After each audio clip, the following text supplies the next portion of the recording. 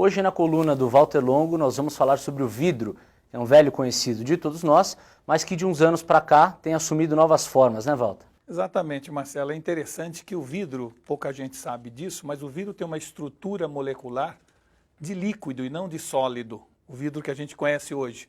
Na verdade, ele possui uma forma, né, que a gente pode chamar de uma substância líquida com viscosidade quase infinita.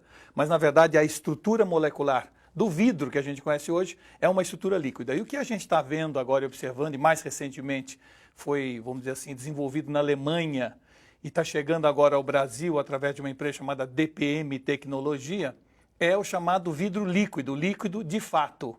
Ou seja, você pega um spray de vidro líquido, passa sobre uma superfície e aquela superfície é como se acabasse ou se tornasse envidraçada com uma resistência absoluta em termos de você passar alguma coisa em cima dela e limpá-la sempre com uma facilidade absurda. Ela tem um efeito bactericida e um monte de outras qualidades que esse vidro líquido, aí sim, líquido de fato, passou a existir a partir de agora. Quer dizer, a superfície se torna impenetrável. Ela se torna impenetrável, por outro lado, ela é respirável. Ela continua respirando, mas ela fica absolutamente isolada de qualquer sujeira, qualquer líquido que você derrame nela. É realmente impressionante. Vamos dar uma olhada aqui para as pessoas entenderem, né?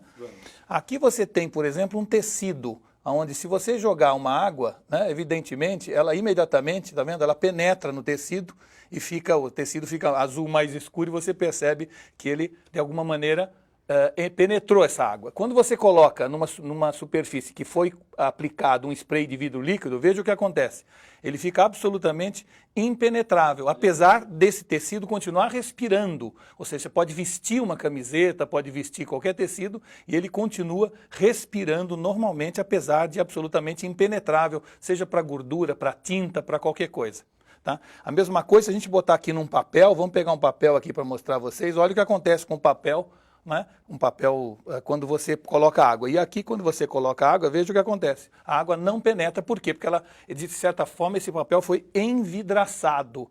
Tem uma película muito fina, que a gente diz que tem em torno de 100 nanômetros, ou seja, ele é 500 vezes mais fino que o fio do cabelo, essa superfície. Mas quando coloca-se isso nessa superfície, imediatamente o objeto fica absolutamente impenetrável em termos de sujidade que nós chamamos, tá certo? Então é realmente algo que veio a revolucionar. Dizem que existem algumas tecnologias que a gente fala, não é possível que seja tão bom. Esta é o caso, esta é uma delas. Aquelas substâncias que surgem, aquela tecnologia que é desenvolvida, você fala, não é possível que isso exista, mas existe e está aqui entre nós. Eu vou botar numa pedra pómez, por exemplo, vejam o que acontece com a pedra pómez normal. Ela imediatamente absorve essa água, penetra nessa água. Mesmo numa pedra pómez, quando eu coloco o nanômetro, veja o que acontece. A água cai e continua impenetrável. Então, o interessante desse tipo de substância é que ela acabou sendo usada no início agora para fins industriais. Nós estamos vendo vários metrôs do mundo cujos trens e cujas estações estão sendo totalmente revestidas com isso para evitar sujeira. É um efeito que evita pichação. Se você passar isso numa superfície, alguém pichar, basta limpar com um pano. Mas principalmente na área da medicina, para evitar, vamos dizer assim, o desenvolvimento de bactérias, né? Normalmente você tem um enorme sistema de limpeza desses locais. Com a aplicação do vidro líquido, as bactérias não se reproduzem da forma como seria sem o vidro líquido, o que faz então com que essa substância seja muito importante para hospitais, para clínicas onde a cirurgia vai ocorrer e, portanto, a preocupação com bactérias é algo obsessivo. Então, é um produto que realmente tem uma multiplicidade de utilizações. Por enquanto, ele está sendo utilizado mais em coberturas ou em, vamos dizer assim, aviões, em metrôs, mas já vai estar disponível para o público e nós poderemos, então, aplicar isso em tudo, no nosso iPhone, na nossa camiseta, no que a gente quiser, com essa grande vantagem de evitar sujeira e, ao mesmo tempo, continuar respirável. Walter, esse produto ainda é usado em escala industrial e não está disponível ao consumidor. Mas qual é o preço dele? Olha, esse produto foi desenvolvido na Alemanha. No Brasil tem uma empresa, DPM Tecnologia, que está comercializando, distribuindo ele, mas é um produto que já vai estar entre os consumidores. Agora é um produto que deve ser muito barato porque a substância, a matéria-prima dele é a areia.